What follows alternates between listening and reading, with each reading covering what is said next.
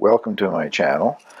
This is an indication of some of the things that I cover on a regular basis in my videos. If you haven't already subscribed, please feel free to do so, and don't forget to click the little bell so that you'll get notified of future videos. Please feel free to share my videos on your social media, and I hope you enjoy the video which follows.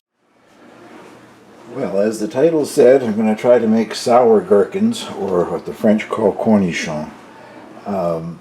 This is not a fermented pickle. This is done with lots of vinegar. Very, very sour. I'll put a link, as I always do, to the recipe that I'm sort of following, but I'm deviating a fair amount. For one thing, I think the recipe is probably talking about using pickles that size, or maybe up to that size. I just picked everything that was available in the hoop house, and those tinier ones came from the garden outside of the hoop house. Ones that were down almost on the ground, so I didn't want to leave them there because they would just be a snack for slug. The first thing that you do is they get brined. It says for a few hours or for overnight. Well, it's a very saturated, strong brine, so I'm going to go with just a few hours. It's 2 tablespoons of pickling salt, or any non-iodized salt, sea salt or whatever, that doesn't have iodine added. 2 tablespoons per cup, and I have made 4 cups, so there's 8 tablespoons of salt in that. And I did manage to get 99% of it, I guess, to dissolve, but that is a strong brine. I will leave them for, I don't know, 3, 4, 5 hours, something like that. And every time I make pickles, I say the same thing: cut the blossom end off. I'm not going to do it.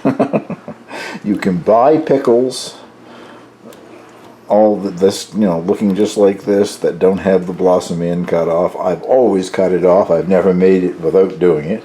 So I'm going to discover whether or not it's actually necessary, I guess. I have this product called Pickle Crisp, if that's in focus or not here. And it's made by the Ball company, the American company that makes canning jars.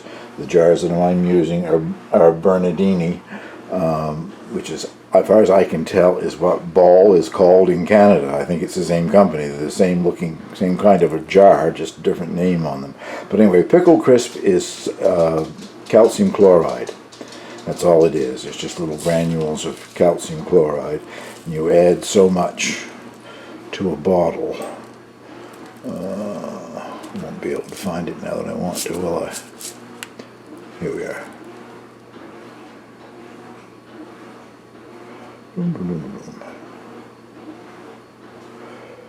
A rounded 1/4 teaspoon per quart, or a rounded 1/8 of a teaspoon per pint.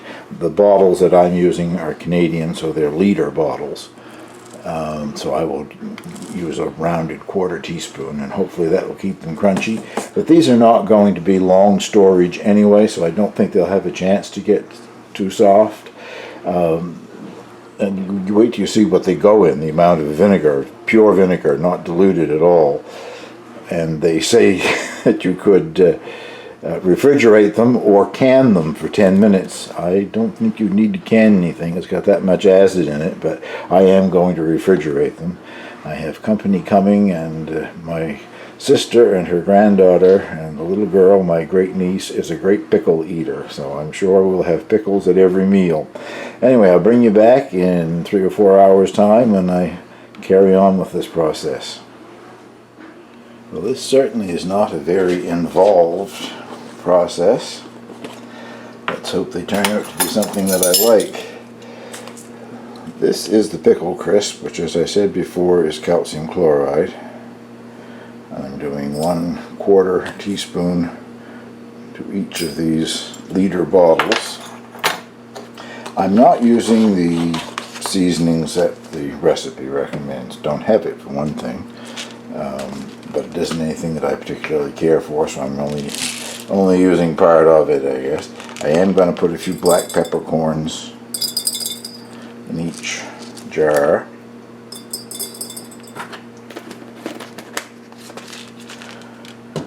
And mixed pickling spices is what I like.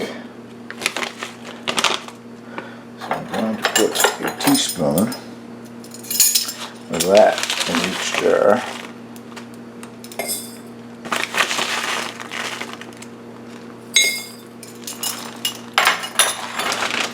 Now to pack in the cucumbers. These don't have to be tightly packed or anything because they don't have to stay, well, the brine will go to the top of the jar. But they're going to be pickled in a hot vinegar brine, so and then I am going to refrigerate these, even though I don't think that's quite necessary.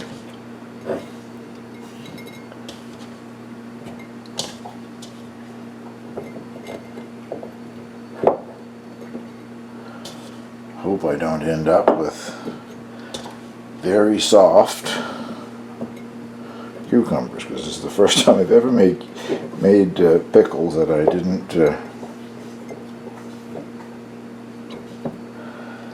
didn't cut off the blossom end. Well, there is 2 jars full enough, I think.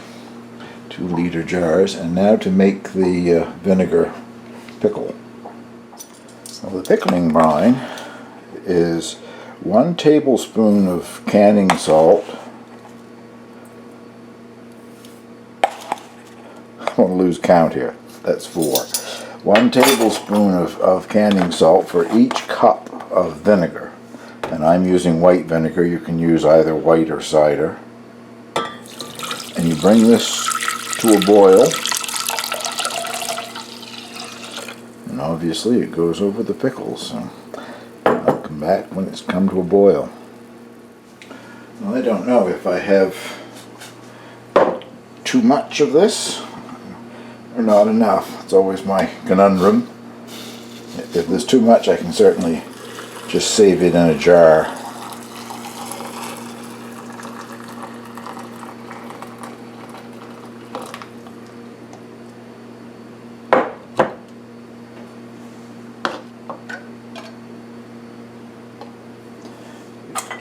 Lid on while it's still nice and hot. Sterilize jars and the lid. Now, I don't know.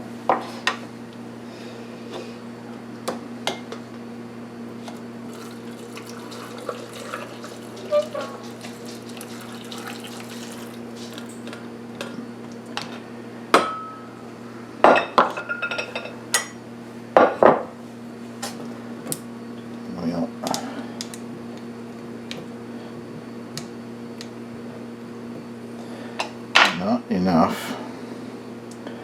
And I think what I will do is take that back out of there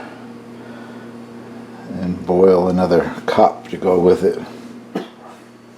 Whoa, fumes from the vinegar is strong.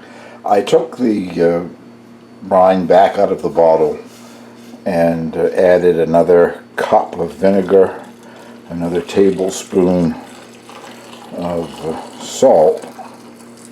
And this jar has the advantage that some of the pickling spices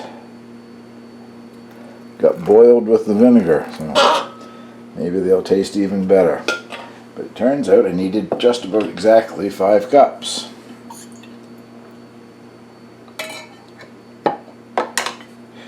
And once these have sealed and cooled, I will put them in the refrigerator. But I really don't see any need of canning those if you weren't going to refrigerate them. These ones, I said, will be eaten quite quickly. But I've done many pickles over the years that weren't canned, not necessary because of the high acid and the amount of vinegar. And usually the vinegar is diluted with water. Well, this is just straight vinegar and salt, so I really don't see any need at all of canning them. But that is the entire process. I'll have to let you know in a future video what they taste like. That was quite simple. So if you want to try Cornichon or sour gherkins, it's a very easy recipe. Thank you very much for watching.